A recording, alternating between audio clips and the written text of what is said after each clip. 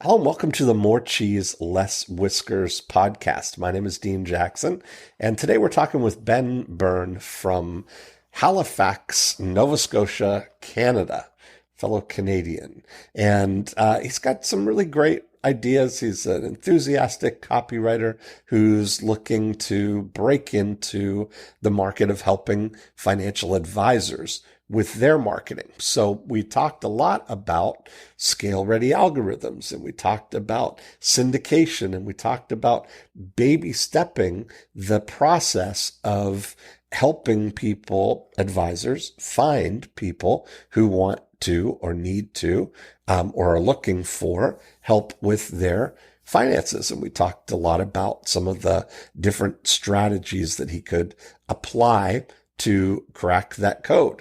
So I think you're going to enjoy this episode. I'll see you on the other side. Mr. Byrne, I presume. Dr. Dean Jackson, is that you? That's me. How are you, sir? I'm great. I am great. Well, I'm very excited. I have my evil scheme hatching notebook and my pen, and I have a brand new bottle of Evian water and my headset, and I'm prepared fully to hatch evil schemes for the next 60 minutes with you. Awesome. Perfect. I can't wait. Tell me what's going on. Yeah, sure. You're in Canada, right? Yeah, I'm a filthy Canadian. I'm from the East Coast. You're from Toronto, right? Yes, I was actually, though, born in Stephenville, Newfoundland. Really? That's funny because I was just there in August. Beautiful. Isn't that funny? Yeah. Well, my dad was in the U.S. Air Force and stationed at Stephenville, Newfoundland. So I lived there for 2 weeks. Oh. But you can't take that away. I'm an official Newfie. Well, have you been screeched in, though? Because that's the real test. Have I been what? Screeched in. That's where you that you got to kiss the cod and you drink the shot of screech, which is like rum. It's disgusting. Great time. Oh no, I have I've not been greased in. I guess I'm not official. Fair enough. I actually went. I caught my first cod there. But anyway, enough about me. I'll tell you a bit about what we're doing. A bit's changed since. My God, I applied to this almost like 6 months ago. It feels like. But I'm a copywriter. Hot ticket, Ben. It's a hot ticket. Yeah, I'm pretty excited here. It's funny. I've been listening to I Love Marketing and this podcast forever. But anyway, right now I've been listening to your podcast. I was like, here I am. I couldn't pick like a niche, right? It was like the very first profit activator. So I finally just decided on just doing financial advisors basically with my buddy. So we're basically doing, because I'm in your buddy Frank Kern's inner circle there. Oh, nice. Okay, good. Yeah. I saw one guy in Australia was helping financial advisors with webinars. I was like, wait, I know how to do that. And I figured just like nobody is really doing that here. So that's what we're working on right now. Perfect. Well, tell me all about it. So what's the how are you doing so far, and what's the it's a bit what's working? Sure. Yeah, absolutely. It's a bit slow going right now because my partner and I, he kind of does Facebook ads a lot, and I just kind of do the emails. And anyway, we have our first client. He's like a wealth management guy in Toronto, which is pretty cool. We're just in the process of setting that up now to kind of get our kind of like the first one, like the proof of concept. Mm-hmm. And it's just going slow for us, but I mean it's because there's like a communications gap because he's in Ukraine and a bunch of stuff. But yeah, I'd love to cook up some evil schemes here to really get this thing moving, Yeah. Okay. So your friend in the Ukraine is working with you on the technical side of doing all the webinars and all that stuff, or he's on the advisor side? Yeah. It's actually his uncle. I know this guy from Toronto because I lived in Toronto for a bit. Okay. And he just, I'm actually planning on moving from Halifax to Ukraine to work there. But yeah, So what he does, hopefully. Yeah. So what he does is basically, he's like a wizard at Facebook ads, my buddy Ryan. I was hoping he'd be on this call, but anyway, he basically does, he knows the financial advisor niche really well. And I don't as much, but I'm like, I know copywriting and sales and all that stuff and webinars, plus all the stuff from good old Frank. Yeah. Okay. So what have you figured out so far? What are you testing, or where are you at with that? Yeah, we've been testing. I mean, there's so many different options, but I really just kind of want to get, I don't know, almost like the minimum viable product, like just get him results, just to prove that this thing really works. And then I feel like once that happens, we can just go to other financial advisors, and even if they're doing stuff the old way, like referrals or whatever, they'll say, hey, look what we did for this guy, and they'll be like, oh wow, like I didn't even know this is a thing. Right. That's the goal. Yeah. Cool. So, have you figured out your approach, or have you been testing things so far, or are you just in the planning stages of it right now? No, we've been, as far as, you mean like reaching out to them? Well, reaching out to them, or actually getting the some campaigns going, or getting anything. Yeah. Yeah. Oh, okay. For the actual client that we already have. Mm-hmm. Yeah, we're just actually, it's funny, we just got the content from him for his seminars. Like, I figure our target market is kind of financial advisors who are doing seminars, and then they can just convert that to a webinar, right? Yeah. But okay. it was a bit of a roadblock getting his content, because he has a big team, and it was we haven't even started building the webinar yet, so we're still pretty new at this specific offer. So what are the topics of so he's got a winning model right now with the seminar. So I imagine that it's very similar to what they do in the States here, of sending invitations, having people come to a dinner seminar, doing a presentation, inviting them to come for a consultation in the office, and then turning them into clients. So that whole model, that's kind of the default model that everybody uses in the financial world. So what have been the winning appeals that they've used for the seminars? What kind of topics? Sure, yeah. So there's they have two main audiences. It's kind of hard for this guy because his ideal client is like $1 million in assets, and he's in Toronto. And I mean, we can find that list, but basically there's two avatars, if you want to call them that. So like a business, like a boomer, like business guy, they're kind of thinking about retiring, but like basically want to save on taxes or make more money. And then there's, my God, I should probably have my other notes open, but yeah, that's the main one we're focusing on. Basically, these kind of like entrepreneurial types. Let me just actually open my notes one sec. Okay, no problem. Yeah. So have they done already? I guess what I'm curious about is, does he have a successful system right now that he's got some way of connecting all the dots from picking a list, doing a mailing, or doing Facebook ads, getting people to a workshop, presenting the information, getting them into the office, and turning them into a client? Has he got a system that does that successfully? Right now? Okay. Yeah. So a lot basically, they do a few things, right? But they do hire students for like cold calling, so they don't do as many seminars, I guess, as they could. So that's why they're kind of open to this. So they're like, well, it's worked for them in the past. So so business owners and those nearing retirement. So retirees, those are their two avatars. And they do have a few angles there. Yeah, tell me about those. What's the... Sure. I got some weird thing playing on my computer. So the first angle is basically business succession planning. So, So if it's a family business, what are they going to do? Are they going to sell their business? Or, that's one. The individual pension plan strategy is another thing that they do for, it's basically like a tax sheltered savings vehicle.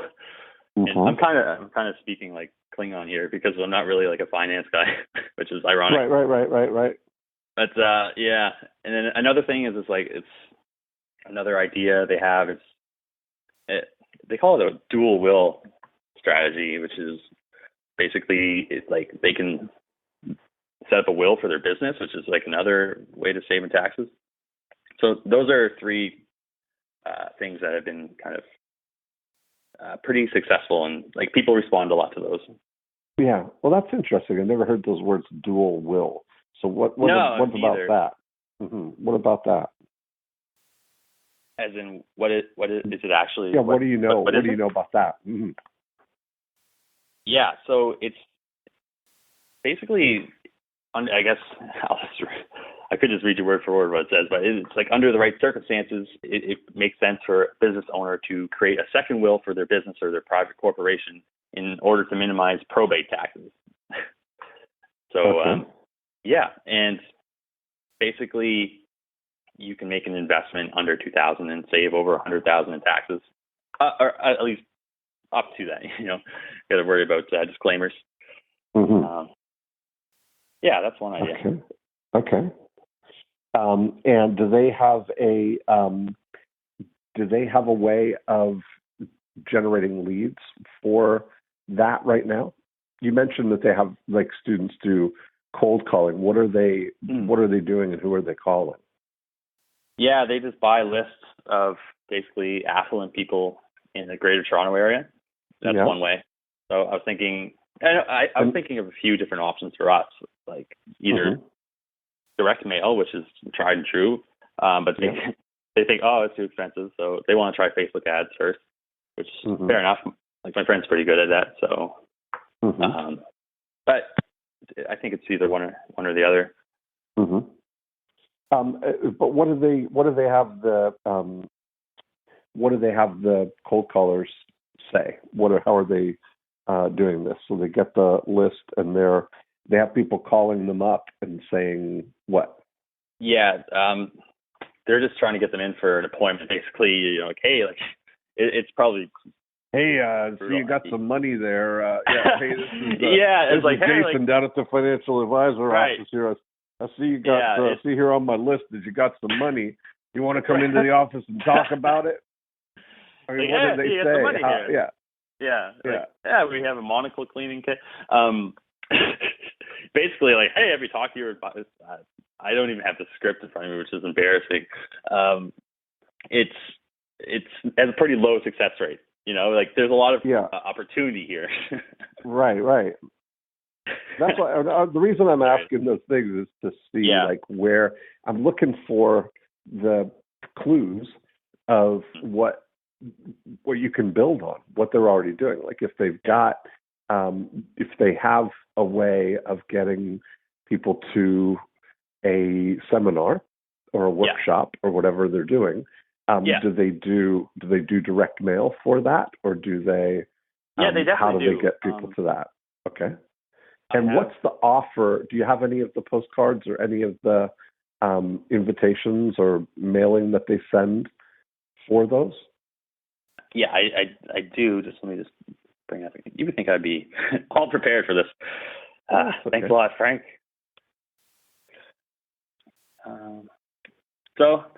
How's are you in Florida right now? Yeah, I am. Yeah. It's a bit cold. I think my stepmother just went down there. She said it's only 19 degrees. Oh like my what? goodness. That's big summer. Yeah. So, are you looking at the postcard or the invitation, or do you have it? Yeah, I'm pretty sure they're pretty generic. I'm just looking for what the topic is or what they're saying to get people in the room. And I got a couple of strategies that would be here's one helpful to test. Like your first name. So this one's about investment properties. So it says whether you are looking to purchase an investment property or you're a business owner who requires capital to pursue growth opportunities, high net worth individuals often have specific capital needs that extend beyond traditional financing. So this one's about creative financing, I guess. As such, creativity and flexibility play an important role when it comes to financing. And we would like to invite you to a seminar on the date, hosted alongside so-and-so, to discuss innovative financing strategies to build wealth for investors. And then these guys specialize in alternative financing solutions and pride themselves on out-of-the-box thinking to help clients capitalize on opportunity for them. And so then it says the topics of discussion include enhancing your investment portfolio returns with the potential of turning 8% into 12%, purchasing an investment property with zero money down, and taking cash out of a business in a tax-efficient manner. And then it basically says if you're interested but you can't come, just let us know, and we'd be happy to arrange a consultation meeting to answer any questions you might have. Right. So pretty basic stuff, but yeah. Yeah. So when you look at this, so what I do know that, and we've had this experience over and over and over, that if you have something that is working as a workshop, where you're getting people to come, that you can,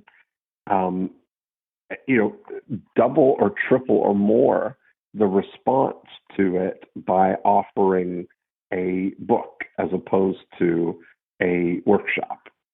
Now, because what's happening there is that you get the people who will come to a workshop are a subset of the people who would love the information, but they're not available or able to come to a workshop on Tuesday night. Right. And so they don't respond. And like you said, if you're not able to make it, call for a consultation. That sounds like too big of a leap right now, right? Come to a sales call, Call now. We've got trained salespeople are standing by. Yeah. We are your friends. Give us your money. Right. It makes sense. If you look at it, you thought of it like bullseye, right? Right, because that's Reverse the thing, bullseye. right? So I've had this happen again and again. Like you maybe, you heard.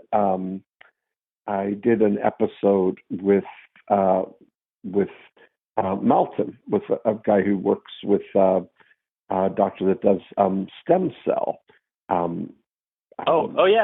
think I remember treatments, that one. right? And he was doing workshops. They're running full-page ads in the magazine, and they are in newspapers. And we talked about doing a book instead. And Malcolm sent me an update, and he said, "Hey, Dean, since our conversation, we've seen our leads and conversions grow substantially.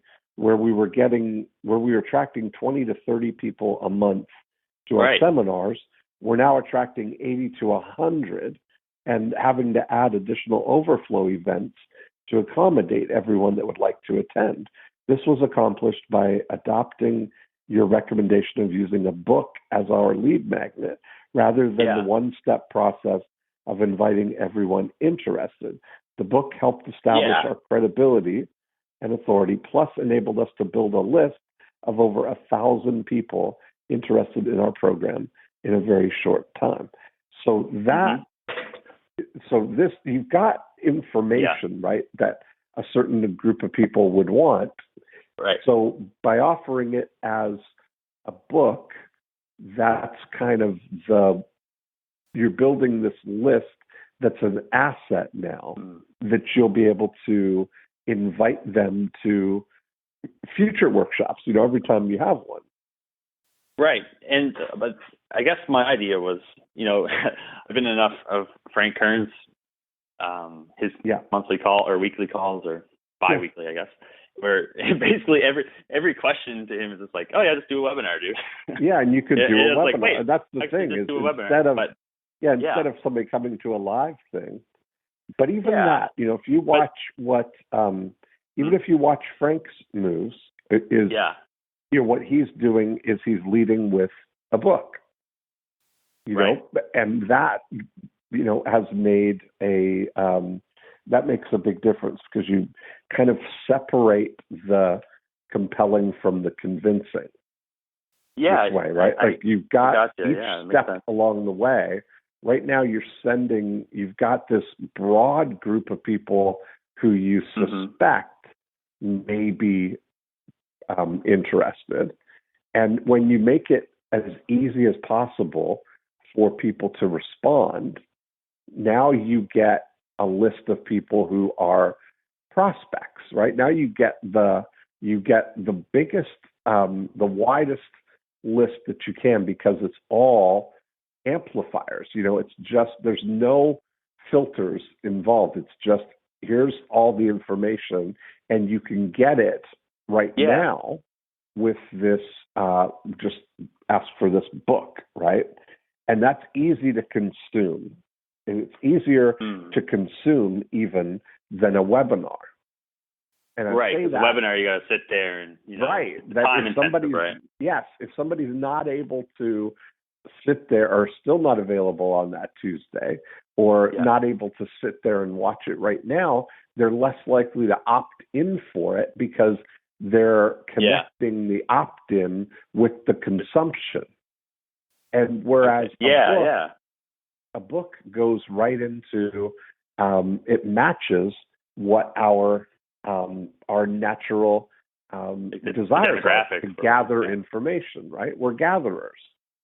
We're like, imagine we're genetically coded, right, for that. But if you're hunter-gatherer, I know. It's so right? true, I mean, if we're out walking on the field and we stumble across these, bananas, that we're going to grab the bananas and take them back to the cave, right? Even though we're not hungry right now, we know that we're going to want them later. And that's it's so funny you say that, But that's the way. That's why all this stuff works like that, So I would. Sorry to cut you off. I just had this a tiny idea. What about just taking the webinar script and turning that into a book itself, transcribing it? Do you think that would work? Yeah, sure. It doesn't really matter, They care about the results, right? Right. The title of the book, the things that matter about a book.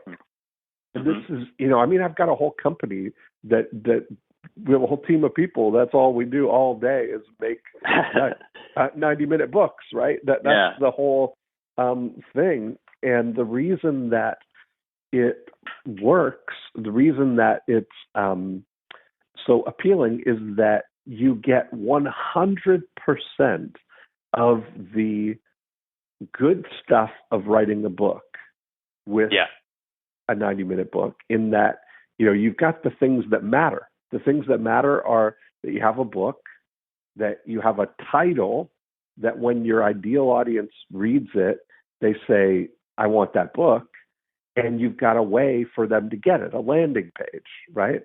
That's the three things. That's the three things that really matter about a book. That's what drives the response. What they don't know or don't care about when they're requesting the book is they don't know how many pages it is. So it doesn't matter whether it's 50 pages or 250 pages. They don't care how long it took you to write it. And they don't care how cleverly you crafted the second sentence in paragraph 3 of chapter 2, right? How you slaved over how to word that, Nobody cares about that. Nobody cares. The truth is that half the people that buy any book don't even open it. So all we want to do, all we want to use the book for, is to get people to ask for it. And as soon as they ask for it, I don't care whether they read it. That's not about it. As soon as they ask for it, the book has done its job. And I just want to engage now in a conversation with somebody who's asked for a book about creative financing, or about equity, or buying properties with zero down, or whatever the topic is, right? So so getting them to basically raise their hands that they're interested, and it's kind of the path of least resistance, right? Well, that's it. and it starts up, then it starts a conversational conversion path, So if you look at it if we look at the way that it flows with the profit activators, is you've selected a single target market, high net worth or high investable assets or high income or whatever they are. You've chosen a mechanism of using a postcard, direct mail, or using Facebook ads or whatever it is to offer a book that has the title that your ideal audience is going to respond to. And let's just pause right there, because that right there is the big win. As soon as you get that as soon as you get that invisible prospect to become a visible prospect, you're more than halfway there, Yeah, exactly. That's funny that you say that, because I listen to so many More Cheese Less Whiskers podcasts. That's why I picked financial advisors for us, because they're a visible prospect, and kind of. But same idea. I'm totally with you. It makes so much sense. It's funny that we forget the most simple things, but they're the most powerful, right? Right. That's exactly right. But what you're, where you've got it now, what I would be looking for is to figure out something that you can syndicate. Like I would look at it for you. What would be the thing that you could crack the code for one advisor that helps them in their local area, and then use that to start relationships with other advisors all over That's Canada. just it. Yeah. Right. Yeah. I've been thinking about that too. That's where we're going with this. So the idea was, get this working for one guy, and then hopefully we can bring it to other people, kind of, syndicate. That's a good word. Yeah, that's exactly But it. I realize how broad financial advisors are. It's like, it could be insurance guys. It could be, my God, it's like there's such a huge spectrum there, right? So it's like kind of picking a sweet spot, or trying to either that or get rid of, half the market. You got to narrow it down like a bullseye. Yeah. Who can we best help, I guess? Right. And then how many of those people are there? Right. That's exactly right. And are there, is it, if you can figure out a way that, that it's not just about the highest net worth, right. Yeah. People, that, you can, there's a lot of advisors that help, everyone, right? Yes. That help everyone. That would be a valuable thing. Yeah. I've called a bunch of financial advisors just doing my research to see if it's actually a viable market. And I found that, like, one of the things about financial advisors that they told me, like, their words, not mine, like, everyone has money. It's like everyone is a potential customer if they, in some way or another, like it could be taxes, it could be estate planning, investments, you name it. Yep. So there's a huge, that's why we picked them, because the opportunity is so enormous. Yeah. And I think most people think it's too hard to get them results. But I was one of those people until I was in Frank Kern's group, and I saw some dude in Australia. He was like, I'm not going to try to mimic his Australian accent. Mine's terrible, but he's like, I made this financial advisor up to like $100,000 a month using this system. And I was like, it was like a light bulb moment for me, because here I was trying to be everything to everyone, right? Just like everybody else. Yeah.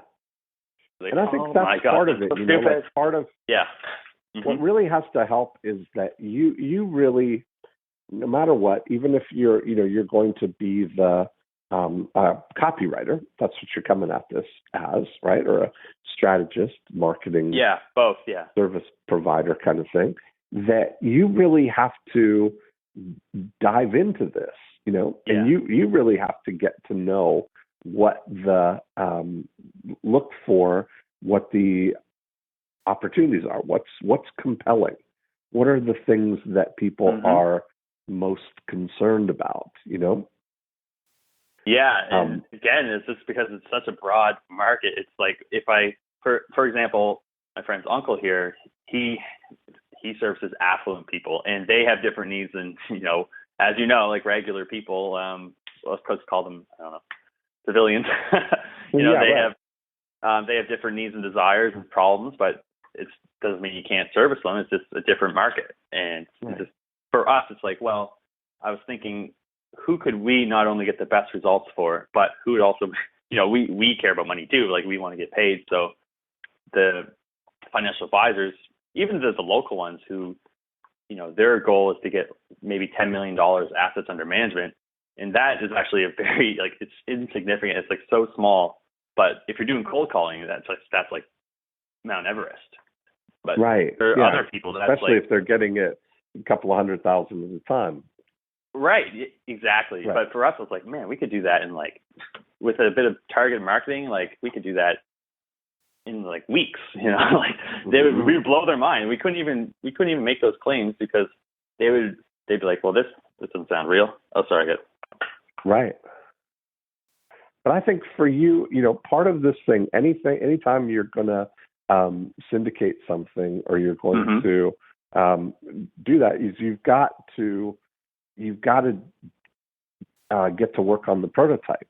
You've got to do your N of 1 study where you're going to work to crack the code.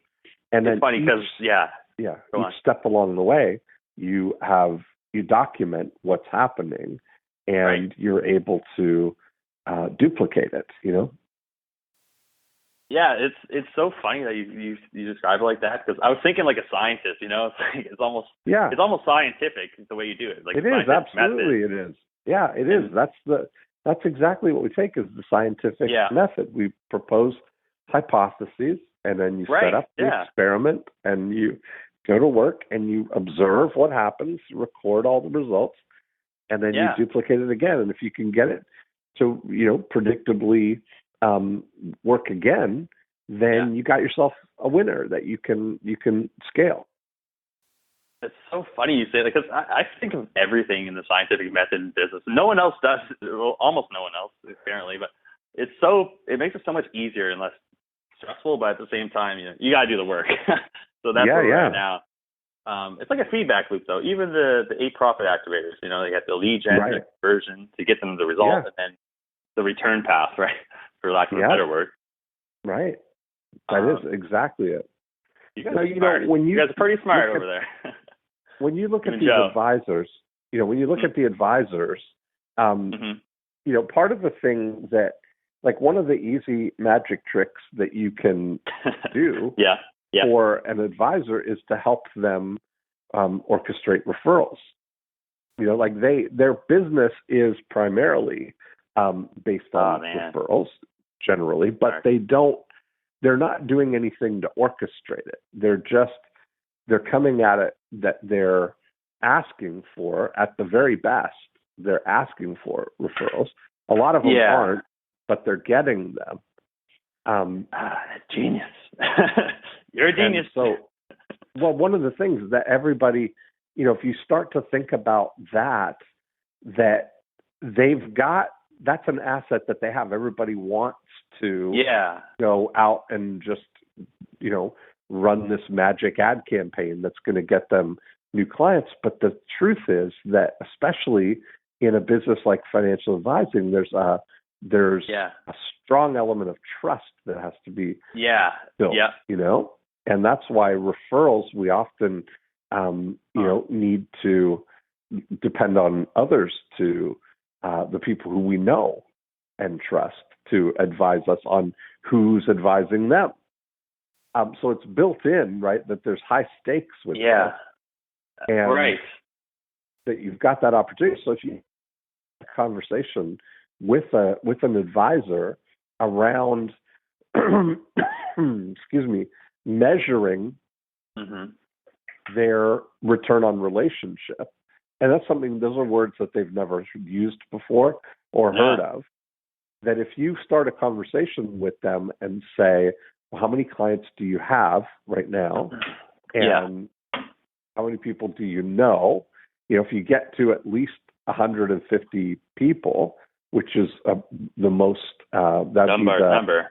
Yeah, Dunbar's number, right? That's the thing, that there's 150 people that know them, that if they saw them at the grocery store, they'd stop and recognize them by name and have a conversation.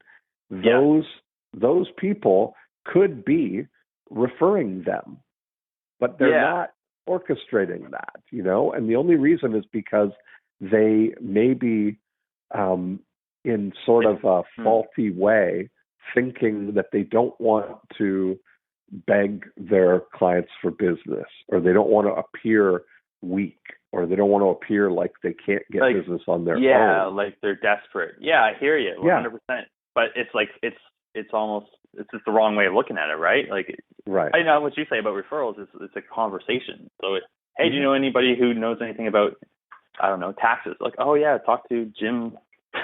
And there's the thing. That's exactly right. Is that you look at it that, rather than asking for referrals, like you're asking them to do you a favor, once you realize that the only reason people refer is because it makes them feel good, then you get the chance to just engineer situations where they get to feel good. Oh, I just got a cool idea for the good. Tell me, what did you get?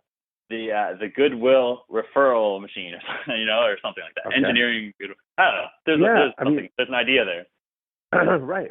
So when you look at it, that if you get people over that mindset, right, that they're asking for, or they're begging, or they're showing weakness, when you really understand why they refer, because it makes them feel good. They want to feel like an insider. They want to feel like they're a trusted advisor to their friends, and it raises their status in the herd that way.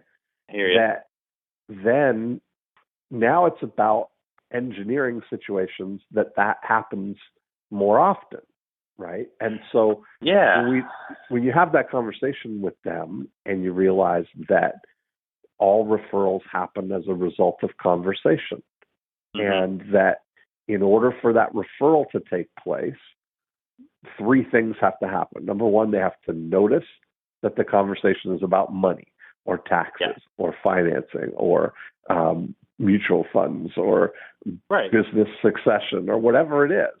And they have to think about your advisor, and then they have to introduce them to the person that they had the conversation with.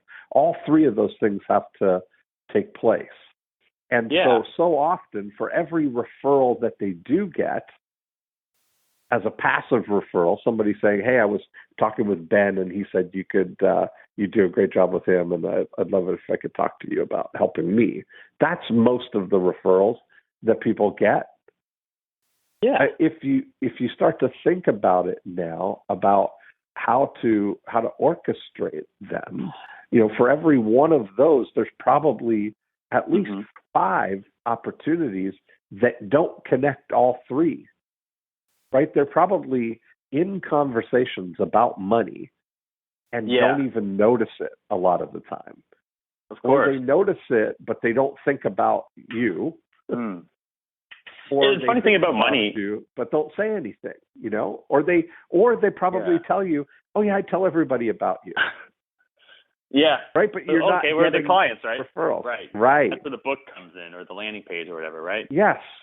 So now, that's exactly right. When you orchestrate a situation that you present that, you kind of future pace it, right? So you're saying to people, we use something. We use a tool called the World's Most Interesting Postcard, which is like a monthly newsletter postcard that just has all kinds of interesting facts on one side, and then on the back it has a Post-it note graphic, and in there we put a note that basically brings a high probability conversation to the light every month. So we might say, hi Ben, just a quick note in case you hear someone talking about buying an investment property this year. A lot of times with the new tax laws or whatever it is, it's a great way to maximize the ROI. If you hear someone talking about it, give me a call or text me, and I'll get you a copy of my book for creative financing ways, or whatever the title would be. Sure, right?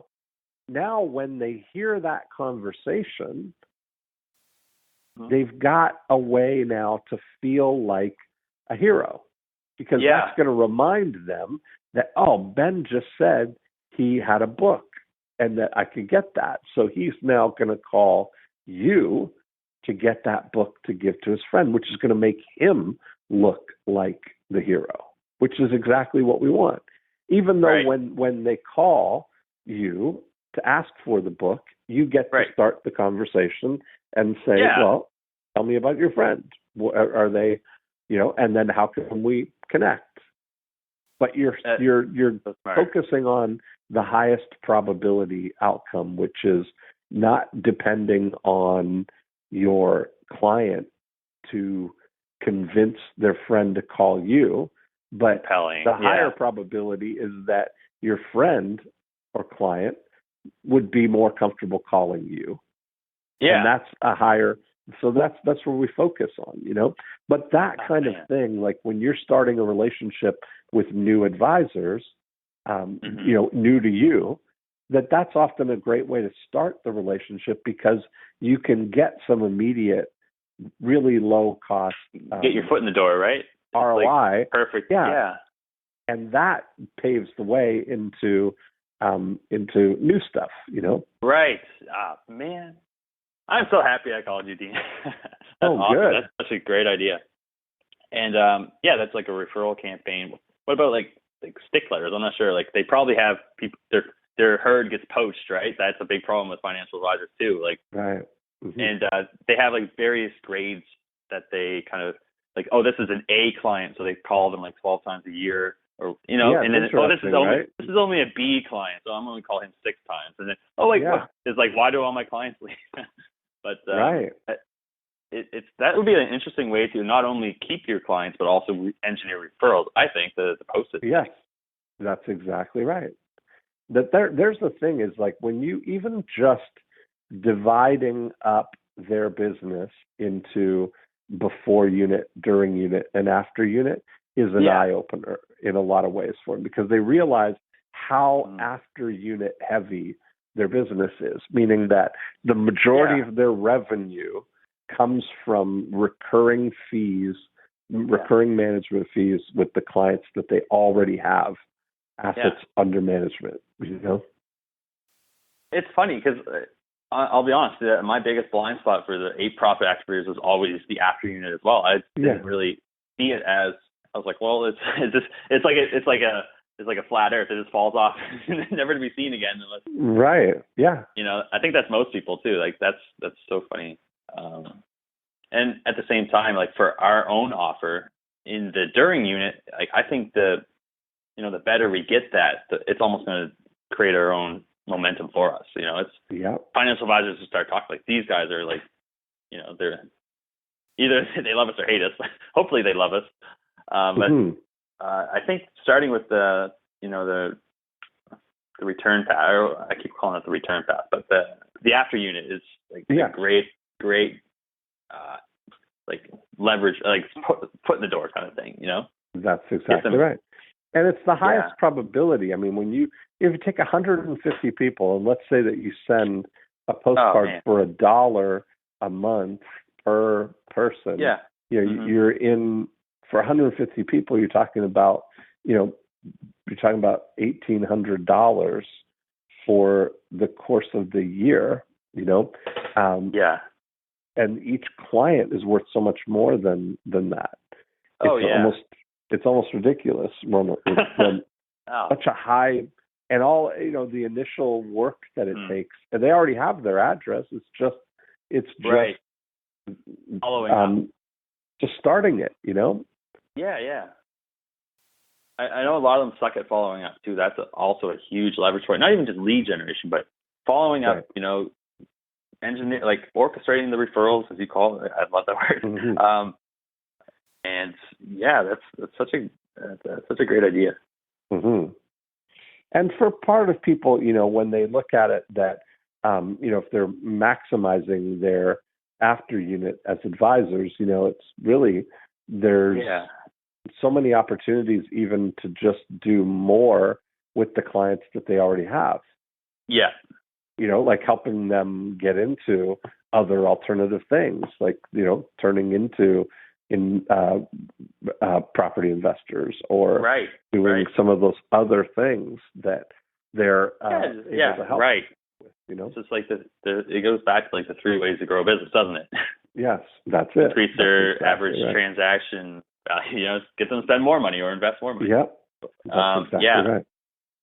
So, man, there's so much opportunities here that it's just like, oh man, I was just focused on the before unit. That's my copywriting training. But that's awesome.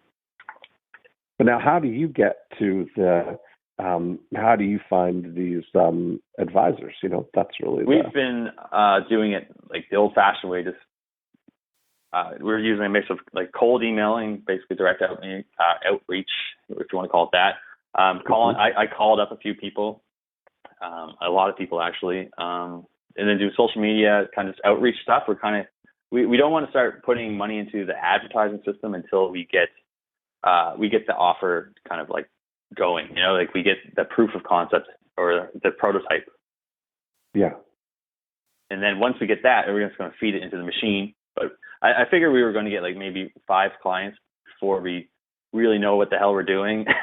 And then we can like we have something here that is like proven now, and we can just start paying, and I can use all my advertising experience, or well, not really experience, but like my weird advertising brain to start cranking this thing up.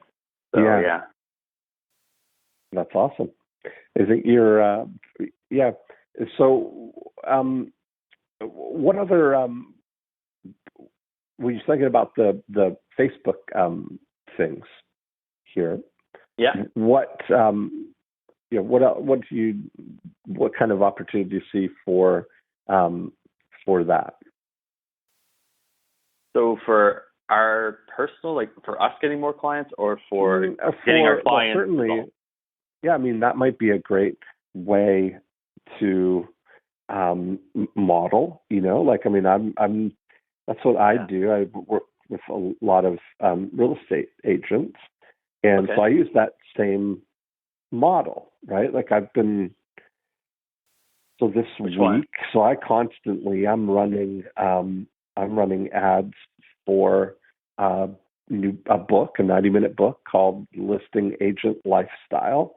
And it's for real estate agents. And that, I'm constantly running those. I get, book opt-ins for about $1.54 right now, if I just look at the things that, and I can get,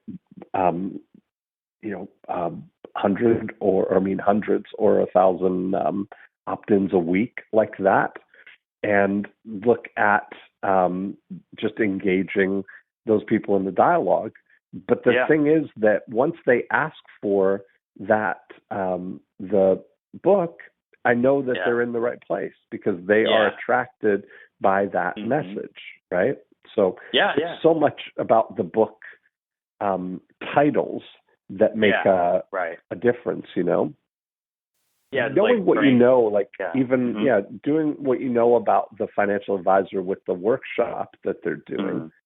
That's where I would kind of start, is if you can come up with a book title that would be the right thing.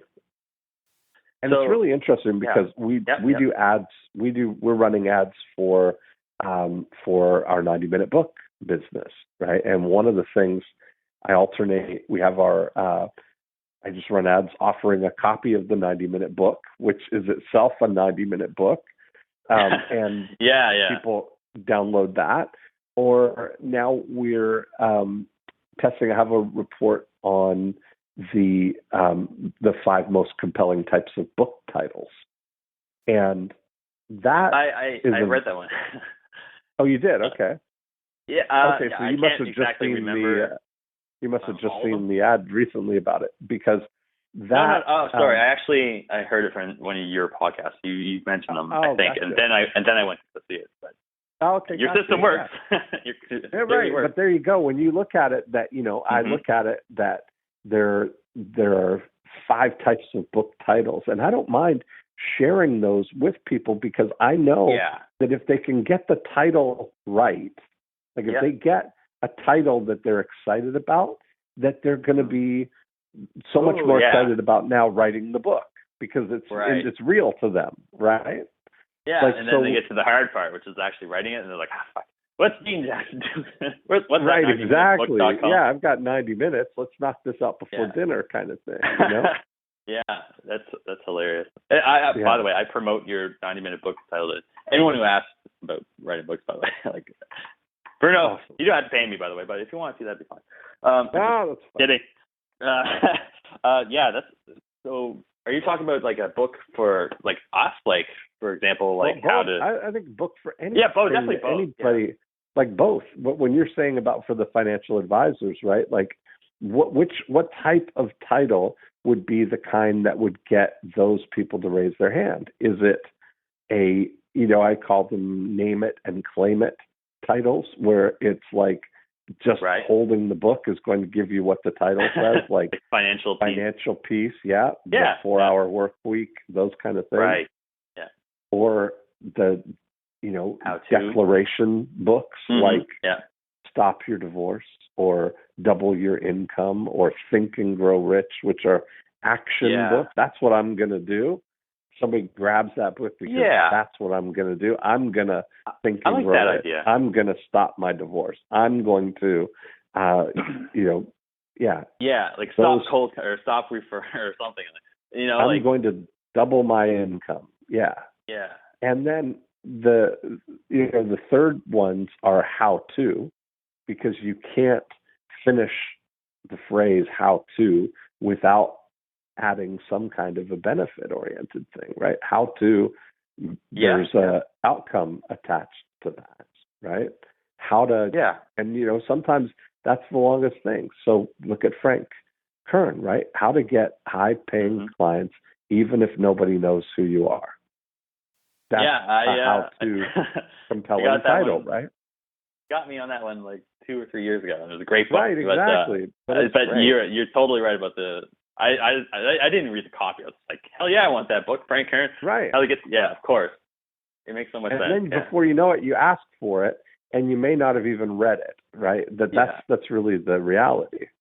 Yeah, I'm one of the weird ones who actually reads it like 10 times. Me too. I love it, and some people are, and that's even the best. But I guarantee you that probably, I would say, 3 out of 4 people who do 90-minute books with us have never read the 90-minute book. Yeah. And that's, they see it, they say, oh yeah, I want that. And they just start the conversation, and get going on their own book. But it's done its job because it just got you in the converation, Yeah, from the marketing perspective, we just want people to raise their hands, right? We don't care about the how-to so much as like what, Are they raising their hands? Yes. Okay, next step. Yeah, I get you. So the other type of book thing is like an information gold mine, like where you're saving somebody research, like when you look at things like we did a book on U.S. hockey scholarships. So the U.S. Hockey Scholarship Directory, or the 100 Great Places to Have an Outdoor Wedding, or anything that is research oriented. We have a Social Security benefits guide. We have a USDA zero down home loan guide. Like the home buyer information. Yes. All of those. Yeah. The guide to Winter Haven lakefront house prices. All those things are like information gold mines for people who are in fact finding mode. For buyers, right? And that makes a big difference. And then the fifth one is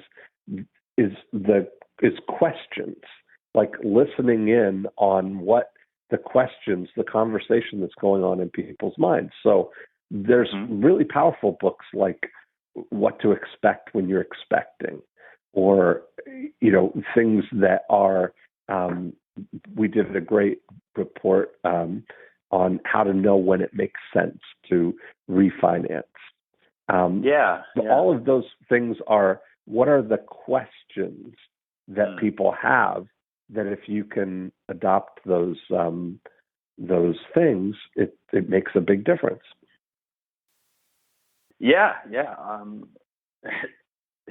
hard to pick just one, like the information goldmine, for example. Say if you're doing investment property taxes, like the 10 things you need to know about, buying an investment property, and then basically at the end of it, just say like, you should call in a financial advisor, and guess what? That's what we specialize in. That's like right.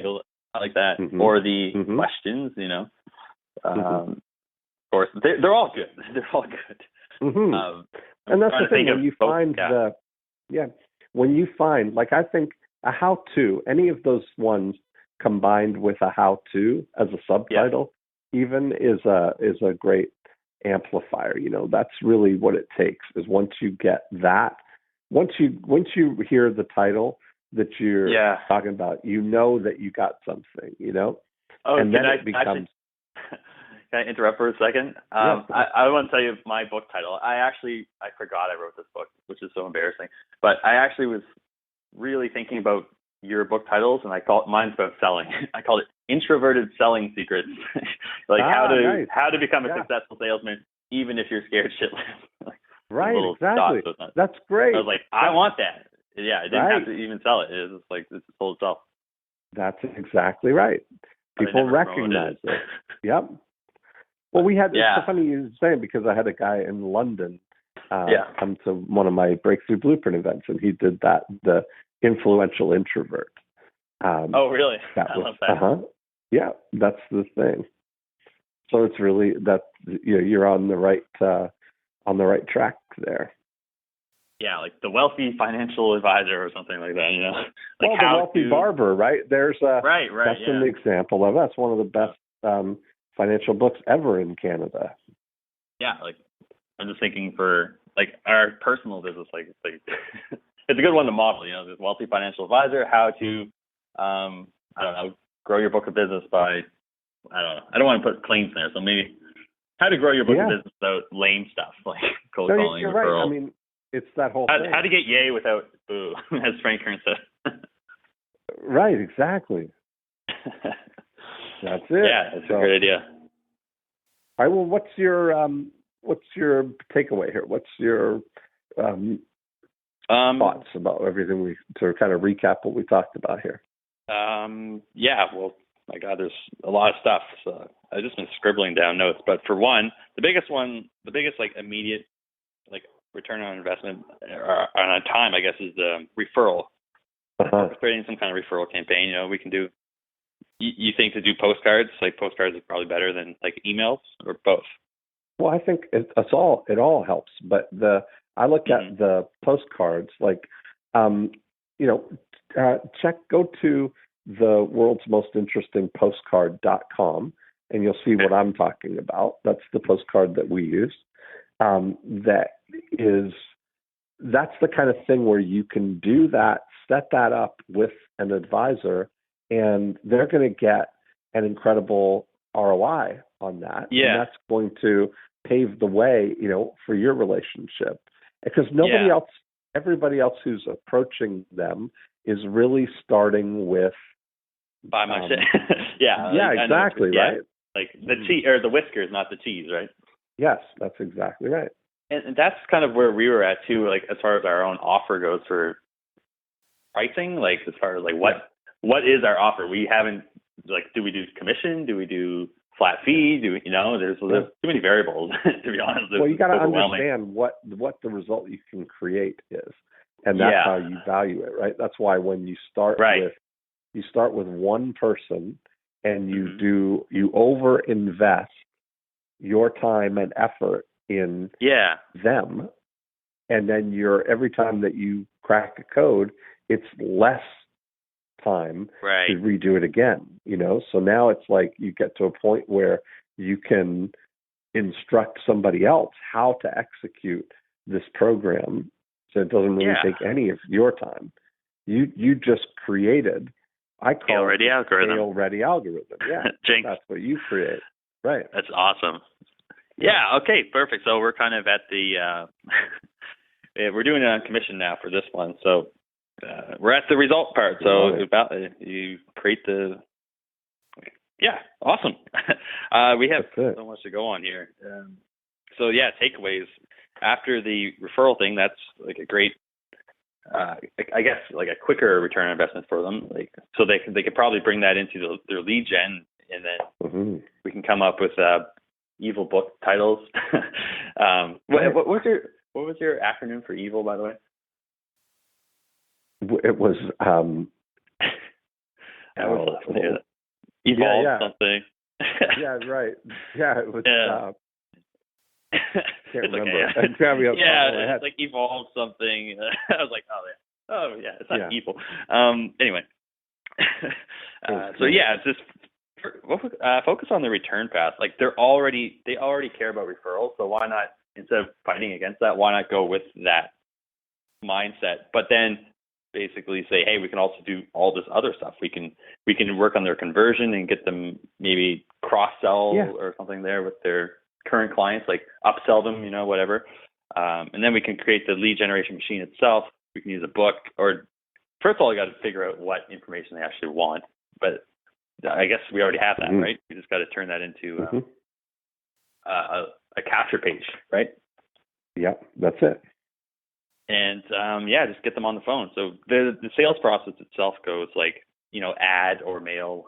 They come to a conversion event and then they request like a call or to talk to an advisor. Typically, they want them to come into their office. I was thinking with the seminar, it could be like basically Facebook ads or direct mail to landing page, and then they watch the video, or they don't watch it, and we follow up. And they get the book. Yeah, I mean, I would always the front end of any of it would be the book, and then on the thank you page, the moment that they're finished with asking for the book, right?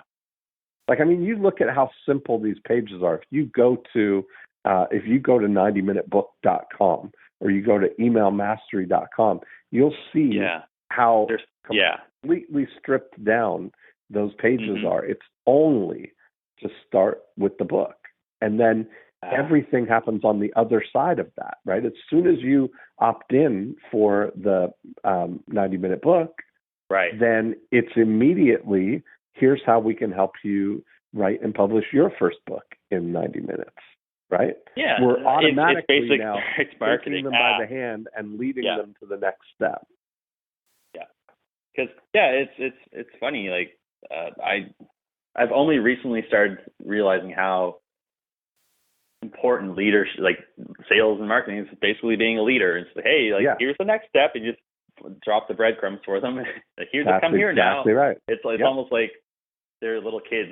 That's exactly for lack of a better word.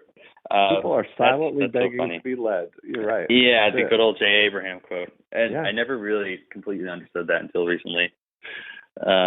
Awesome. Yeah, this has been... I have all the notes here, but I'm probably going to listen back to this. Cool. Well, it'll be great for you to listen. When you listen back, you'll hear it differently because you're not caught off guard or you're not thinking about something.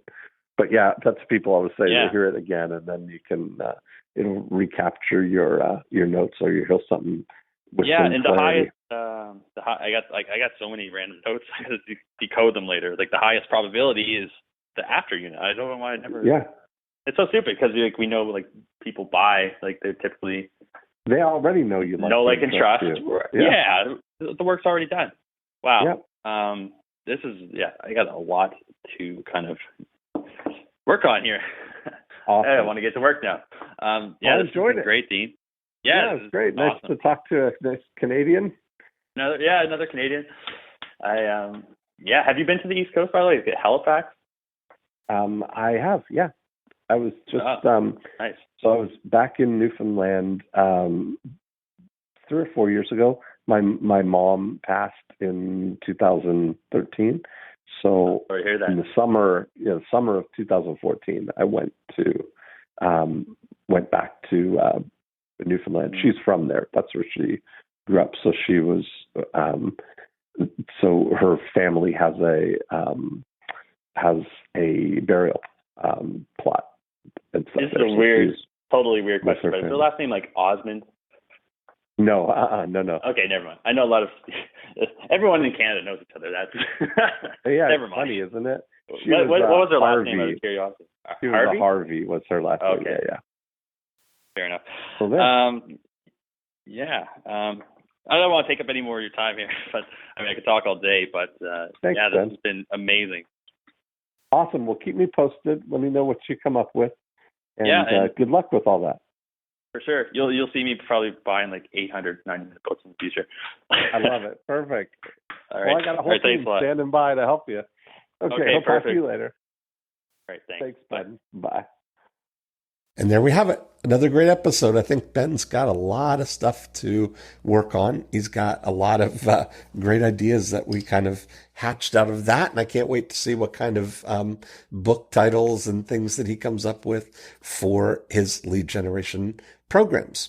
If you'd like to continue the conversation here, you can go to morecheeselesswhiskers.com. You can download a copy of the More Cheese Less Whiskers book. And if you'd like to be a guest on the show, you can click on the Be a Guest link. As I mentioned to Ben, we have a whole team of people standing by to help you write and publish your book in 90 minutes of your time. You can get a copy of the book that started it all at 90minutebook.com. Hopefully we'll be able to get you started and start using the greatest marketing tool that you'll ever have, which is a lead generating book. So that's it for this week. Tune in next time, and I will talk to you again.